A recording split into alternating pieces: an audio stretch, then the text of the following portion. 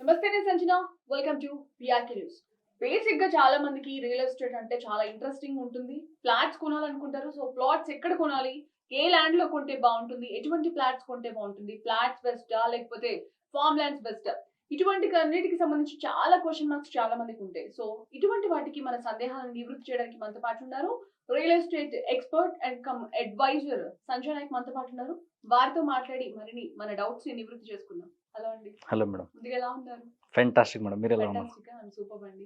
So basic గా real estate అంటే అందరికి చాలా ఇంట్రెస్టింగ్. డబ్బులున్న కొంచెం డబ్బులు కూడా తీసుకెళ్ళి దాంట్లో పెట్టాలనుకుంటారు. బట్ కొనాలంటే వాళ్ళకి ఒక క్లారిటీ ఉండదు. ఎటువంటి ల్యాండ్స్ తీసుకోవాలి, ఫార్మ్ ల్యాండ్స్ తీసుకోవాలా, ప్లాట్స్ మంచిదా, ఎక్కడ కొంటే మంచిది అది చాలా మందికి క్వశ్చన్ మార్క్ ఉంటుంది.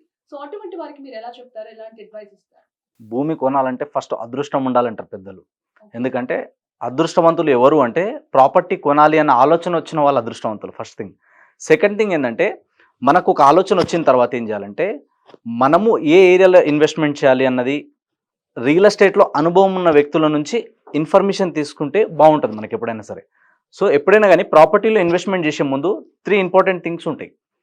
ఫస్ట్ పాయింట్ ఏంటంటే రిక్వైర్మెంట్ ఏముంది అసలు, అంటే మీరు ప్యూర్లీ ఇన్వెస్ట్మెంట్ కోసం చూస్తున్నారా, రెడీ టు మూవ్ ఇప్పటికిప్పుడు ఉండడానికా, లేదా లాంగ్ టర్మ్లో మనకి ఇది ఏదైనా కన్స్ట్రక్షన్ బిల్డ్ చేసి దీనికి రెంటల్ ఇవ్వడమా, లేదా అందులో మనం ఉండడమా, లేదా దీని నుంచి మనం ఇన్కమ్ సోర్స్ క్రియేట్ చేసుకోవడం కోసమా అన్నది ఫస్ట్ ప్రియారిటీ. అంటే ఇప్పటికిప్పుడే నేను ఉండాలి, నా వర్క్ ప్లేస్కి నియర్ బై ఉండాలి, ఎక్కువ దూరం నేను ట్రావెల్ చేయొద్దు, నాకు ఇబ్బందులు ఉండొద్దు అనుకునే వాళ్ళు ఏం చేస్తారు, అపార్ట్మెంట్లో ఫ్లాట్స్కి వెళ్తారు.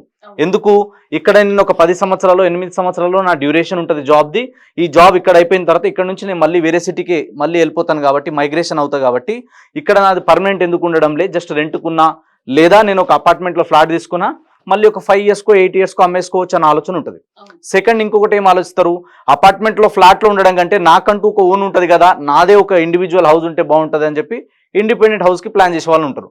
లేదు అనుకుంటే కొందరు ఏం చేస్తారంటే ఆల్రెడీ నాకు ఒక ఇల్లు ఉంది లేదా అపార్ట్మెంట్లో ఒక ఫ్లాట్ ఉంది, నేను నెక్స్ట్ ఇన్కమ్ సోర్స్ కోసం లేదా నాకు దగ్గర ఉన్న సేవింగ్ని సేవ్ చేయడం కోసం ప్రాపర్టీలో ఇన్వెస్ట్మెంట్ చేస్తారు. లైక్ చాలా మంది ఏం చేస్తారు, కోట్లలో ఇన్వెస్ట్మెంట్ చేయగలుగుతా అనుకునే వాళ్ళు ఏం చేస్తారు, అగ్రికల్చర్ ల్యాండ్లో వెళ్తారు. కోట్లలో నేను ఇన్వెస్ట్మెంట్ చేయలేను అన్నప్పుడు ఏం చేస్తారు, నెక్స్ట్ లక్షల్లో వస్తారు. సో లక్షల్లో అంటే ఒక 10 లక్షలు 20 లక్షలు పెట్టుబడి పెట్టి 5 ఏళ్లకు 10 ఏళ్లకు మంచి అప్రిషియేషన్ రావాలి అన్నప్పుడు ఓపెన్ ప్లాట్స్కి వెళ్తారు. ఆల్రెడీ ప్లాట్ ఉంది, ఆల్రెడీ ఒక ఇల్లు ఉంది లేదా ఫ్లాట్ ఉంది, సో లైఫ్ స్మూత్గా ఉంది, కొందరు కంఫర్ట్ కోరుకుంటున్నారు, ఇవాళ ఇంకొంచెం కొంచెం ఏంటంటే ఎంటర్టైన్మెంట్ కోరుకుంటున్నారు. సో వాళ్ళు ఏం చేస్తారు, ఆల్రెడీ ఒక ఇల్లు ఉంది ప్లాట్ ఉంది కదా, నెక్స్ట్ మనం ఫామ్ హౌస్ కల్చర్కి ఎక్కువ అవుతున్నారు ఇప్పుడు. సో మనం ఒక ఓన్గా ఫామ్ హౌస్ బిల్డ్ చేసుకుందాం, సో ఫామ్ హౌస్ ఉంటే బాగుంటుంది, వీకెండ్ హోమ్స్ అయితే బాగుంటుంది అని చెప్పి అప్పుడు ఫామ్ ల్యాండ్స్లోకి వెళ్తారు. సో వాళ్ళ దగ్గర ఉన్న బడ్జెట్ ఒకటి, వాళ్ళు ఎంత టైం వెయిట్ చేస్తారు, ఏ పర్పస్తో వెళ్తున్నారు, ఈ 3 పారామీటర్ని బేస్ చేసుకొని ఎప్పుడైనా సరే కానీ ఇన్వెస్ట్మెంట్ చేస్తే బాగుంటుంది. పక్కన పెడితే మనకి కొనే ల్యాండ్ ఎక్కడైతే ఉందో అది పక్కన పెడితే ఏరియా చాలా ఇంపార్టెంట్. ఆ ఏరియాలో ఎటువంటి డెవలప్మెంట్స్ ఉన్నాయి, ఎటువంటి ఎమ్యూనిటీస్ వీళ్ళు ప్రొవైడ్ చేస్తున్నారు, అక్కడ ప్రైస్ రేంజ్ తర్వాత ఏ విధంగా ఉండబోతోంది, డెవలప్మెంట్స్ ఇంకా వస్తాయా రావా అనేది కూడా చాలా మంది చూసుకోవాలి. సో చాలా మంది బ్లైండ్ గా ఏదో చెప్పారని చెప్పేసి ఎమ్యూనిటీస్ చూసేసి కొనేస్తూ ఉంటారు. అటువంటి వారికి ఏం చెప్తారు మీరు? రియల్ ఎస్టేట్లో ఇన్వెస్ట్మెంట్ చేసే ముందు ఒక పవర్ఫుల్ పాయింట్ టెక్నిక్, ఇప్పటివరకు చాలా తక్కువ సార్లు మాట్లాడిన దీని గురించి, ఇక్కడ కొనండి బాగుంటుంది, ఇక్కడ కొనండి బాగుంటుంది, 2 రేట్లు వస్తాయి 10 రేట్లు వస్తాయి అని చెప్పి హీరోయిన్ వస్తుంది, ఒక హీరో వస్తాడు, లేదా మీలాంటి కొందరు ప్రొఫెషనల్ యాంకర్ వచ్చి కొందరు మాట్లాడతారు. కొందరు గురించి చెప్తున్నాను నేను. సో చాలా మంది ఏమనుకుంటారు అంటే ఆ హీరో చెప్తున్నంటే కరెక్ట్, ఈ హీరోయిన్ చెప్తున్నంటే కరెక్ట్ అనుకుంటారు. ఒక్క విషయం గుర్తుపెట్టుకోవాలి, రియల్ ఎస్టేట్లో 4 థింగ్స్ ఉంటాయి. ఇన్వెస్ట్మెంట్ చేసే ముందు నేను గ్యారంటీగా రాసిస్తా, మీకు 100 రూపాయల బాండ్ పేపర్ తీసుకురండి కావాలంటే, ప్రూవెన్ టెక్నిక్ చెప్తున్నాను మీకు. ఈ 4 ఎక్కడైతే ఉంటాయో అక్కడ మీరు గుడ్డిగా ఇన్వెస్ట్మెంట్ చేయండి. Don't think about anything, just మీరు గుడ్డిగా ఇన్వెస్ట్మెంట్ చేయండి, వద్దన్న రేట్లు వస్తాయి, గుడ్డిగా వస్తాయి.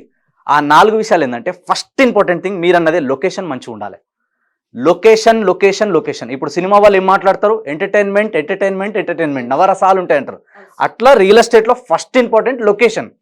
ఆ లొకేషన్లో ఏంటంటే అన్ని రకాల ఎమ్యూనిటీస్ ఫెసిలిటీస్ ఉండాలి, సిటీకి దగ్గర ఉండాలి, అది ఫస్ట్ ప్రిఫరెన్స్ ఉండాలి. సెకండ్ ఏముండాలి అంటే మనకి కనెక్టివిటీస్ బాగుండాలి. కనెక్టివిటీస్ అంటే ఇక్కడ బండ గుర్తు పెట్టుకోండి ఒకటి, ఎక్కడైతే రోడ్ కనెక్టివిటీ ఉంటుందో ఆ ఏరియా గ్రోత్ అవుతుంది. Minimum requirement road connectivity. So ఈ రోడ్ కనెక్టివిటీ అంటే మనకి నేషనల్ హైవేస్ ఇంపార్టెంట్ ఫస్ట్గా. ఇప్పుడు మనం సిటీ దాటి బయటికి వెళ్ళాలి, ప్లాట్స్ కొనాలనుకునే వాళ్ళకి నేషనల్ హైవే ఫస్ట్ ప్రిఫరెన్స్ ఇవ్వండి. అంటే రోడ్వే, రైల్వే, ఎయిర్వే, సీపోర్ట్. మన తెలంగాణ సీపోర్ట్ లేదు కాబట్టి 3 ఉన్నాయి. సో రోడ్వే, రైల్వే, ఎయిర్వే ఎక్కడైతే ఉన్నాయో అలాంటి హైవేస్కి ఫస్ట్ ప్రిఫరెన్స్ ఇవ్వండి. సో కంపల్సరీ మంచి రేట్ ఉంటుంది. అట్లాంటి వాటికి ఇప్పుడు ఏవైతే హైవేకి దగ్గర ఉన్నాయో అవన్నీ కూడా మంచి రేట్ అలాగే గ్రోత్ కూడా ఉంటుంది. ఏమైనా కంపెనీస్ వచ్చే ఛాన్సెస్ ఉంటుంది. ఎవరికైనా జాబ్ ప్రొవైడ్ చేయాలన్నా కూడా చాలా ఈజీగా ఉంటుంది అనమాట. సో నెక్స్ట్ పాయింట్ అక్కడికి వస్తున్నా. సో ఫస్ట్ మనం ఏం మాట్లాడుకున్నాం, లొకేషన్ మంచిగా ఉండాలి, సెకండ్ కనెక్టివిటీస్ బాగుండాలి, థర్డ్ వచ్చేసి ఏంటంటే అక్కడ ఎకానమీ అంటే అక్కడ సరౌండింగ్ కంపెనీస్ ఇండస్ట్రీస్ ఉండాలి. ఎక్కడైతే ఎంప్లాయ్మెంట్ ఉంటుందో అక్కడ జనాలు వస్తారు. ఎందుకంటే జాబ్ వర్క్ ఇప్పుడు నేను ఒక ఏరియాలో జాబ్ చేస్తున్నా, ఫర్ ఎగ్జాంపుల్ హైదరాబాద్లో బంజారాహిల్స్, జూబ్లీహిల్స్, గచ్చిబౌలి, మాదాపూర్ జాబ్ చేస్తున్నా. నేనేమనుకుంటా ఒక 10 కిలోమీటర్ రేడియస్లో ఉండాలి లేదా 20 కిలోమీటర్ రేడియస్లో ఉండాలనుకుంటారు. కానీ 100 కిలోమీటర్ నుంచి డైలీ 100 కిలోమీటర్ ట్రావెల్ చేయాలంటే కాదు కదా. కాబట్టి మనం ఏం చూడాలంటే ఎక్కడైతే ఎంప్లాయ్మెంట్ ఉంటుందో అక్కడ జనాలు ఎక్కువ వస్తారు. అండ్ ఆ ఎంప్లాయ్మెంట్ ఉన్న దగ్గర ఏంటంటే అదే ఏరియాలో ఉండరు, అక్కడ నుంచి ఒక 10 కిలోమీటర్ రేడియస్లో బాగా గ్రోత్ అవుతుంది. కాబట్టి 10 కిలోమీటర్ రేడియస్ అనేది ఫస్ట్ ప్రిఫరెన్స్ ఇస్తారు చాలా మంది. సో ఇండస్ట్రియల్ ఏరియాకి దగ్గర ఉండాలి. అంటే ఇక్కడ ఇండస్ట్రీస్ కంపెనీస్ ఉన్నాయంటే జాబ్లు చేస్తున్నారంటే అక్కడ రెవెన్యూ పుడుతుంది, ఎకానమీ బాగుంది అని అర్థం. సో అది ఫస్ట్ చూసుకోవాలి. అది చూసుకొని దాని సరౌండింగ్ లో మనకి రెసిడెన్షియల్ ఏరియాస్ ఎక్కడ ఉన్నాయి, మున్సిపాలిటీస్ ఎక్కడ ఉన్నాయి, ఎక్కడైతే గ్రేటర్ హైదరాబాద్ కి మన హెచ్ఎండిఎల్ లిమిట్స్ కి దగ్గర ఉన్నాయి, టౌన్స్ కి ఏవైతే నియర్ బై ఉన్నాయో, నియోజకవర్గానికి ఏవైతే దగ్గర ఉన్నాయో అలాంటి ఏరియాలో ఫస్ట్ కొనాలి. అన్నిటికంటే important final point, political support ఉండాలి. ఎక్కడైతే రాజకీయ నాయకులు, నేను చెప్పిన కదా, నేను చెప్పిన ఈ ప్రూవెన్ టెక్నిక్ మీరు రాసి పెట్టుకోండి, ఎక్కడైనా పెట్టుబడి పెట్టండి. నా పేరు సంజయ్ నాయక్, మీరు తలుచుకుంటున్నాను. ఎక్కడైతే రాజకీయ నాయకులు పెట్టుబడి పెడతారో అక్కడ పోయి మీరు పెట్టుబడి పెట్టండి. ఎక్కడైతే సినిమా ఇండస్ట్రీ వాళ్ళు పెద్ద పెద్ద ప్రొడ్యూసర్లు, హీరోలు, డైరెక్టర్లు పైసలు పెడతారో, ఇన్వెస్ట్మెంట్ చేస్తారో రియల్ ఎస్టేట్లా, అక్కడ పోయి మీరు ఇన్వెస్ట్మెంట్ చేయండి. ఎక్కడైతే పెద్ద పెద్ద బిజినెస్ టైకూన్స్ ఇన్వెస్ట్మెంట్ చేస్తారో అక్కడికి వెళ్ళి మీరు ఇన్వెస్ట్మెంట్ చేయండి, రేట్లు పెరుగుతాయి. సో గవర్నమెంట్ సపోర్ట్ ఉండాలి. గవర్నమెంట్ సపోర్ట్ ఉంటే ఏమవుతుందంటే అక్కడ ఇంకా గ్రోత్ అవ్వడానికి ఎక్కువ స్కోప్ ఉంటుంది. ఇలా హైదరాబాద్లో ఎంతగానో గ్రోత్ ఎందుకు అయిందంటే లాస్ట్ 10 సంవత్సరాల నుంచి గవర్నమెంట్ ఇచ్చిన సపోర్ట్ వల్లనే ప్రపంచంలో ఉన్న టాప్ మోస్ట్ ఐటీ కంపెనీస్ అన్ని, top most companies like Facebook కావచ్చు, అమెజాన్ కావచ్చు, గూగుల్ కావచ్చు, మైక్రోసాఫ్ట్ కావచ్చు, వీళ్ళ ఆఫీసులన్నీ ఎక్కడ ఉన్నాయి, హైదరాబాద్లో ఉన్నాయి, ఇండియాలో హైదరాబాద్లో ఉన్నాయి. సో హైదరాబాద్కి ఆ పవర్ ఉంది. కాబట్టి హైదరాబాద్ సరౌండింగ్లో మంచి కనెక్టివిటీస్ ఉండి, ఎంప్లాయ్మెంట్ బాగుండి, సిటీకి దగ్గరుండి, అన్ని రకాల ఎమ్యూనిటీస్ ఉన్న దగ్గర క్లియర్ టైటిల్ ఉండాలి. క్లియర్ టైటిల్ ఉండి, ల్యాండ్ డాక్యుమెంట్స్ క్లియర్గా ఉండి, అన్ని రకాల ఎమ్యూనిటీస్, ఫెసిలిటీస్ ఉండి, రేపు కొనేటప్పుడు ఎంతైతే ఇంపార్టెంటో రీసేల్ చేసుకునేటప్పుడు ఎలాంటి ఛాలెంజెస్ వస్తాయో అవి తెలుసుకొని మాత్రమే పెట్టుబడి పెట్టండి. కానీ హీరో వచ్చిండు అని పోయి ఇన్వెస్ట్మెంట్ చేశారనుకోండి, తర్వాత బాధపడేది కస్టమరే, ఇన్వెస్టరే. ఇది గుర్తుపెట్టుకొని ఎక్కడైనా మీరు ఇన్వెస్ట్మెంట్ చేయండి. ఇప్పుడు నేను చెప్పిన మీకు కొన్ని పాయింట్స్, ఇది మీరు మైండ్లో పెట్టుకొని బ్లైండ్గా ఇన్వెస్ట్మెంట్ చేయండి. మళ్ళీ చెప్తున్నా, గుడ్డిగా కళ్ళు మూసుకొని పెట్టుబడి పెట్టండి, వద్దన్న రేట్లు వస్తాయి. ఇది మాత్రం రాసి పెట్టుకోండి మీరు. Thank you so much Sanjay Nayak garu, చాలా వాల్యుబుల్ ఇన్ఫర్మేషన్ చెప్పారు. ఈ ఒక్క వీడియోతో ఎవరైతే ఇన్వెస్ట్ చేయాలనుకున్నా, కొనాలనుకున్న వాళ్ళందరూ కూడా మంచి క్లారిటీ ఇచ్చారనమాట.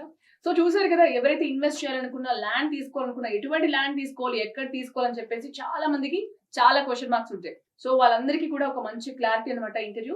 That's all for now. Keep watching VRK news.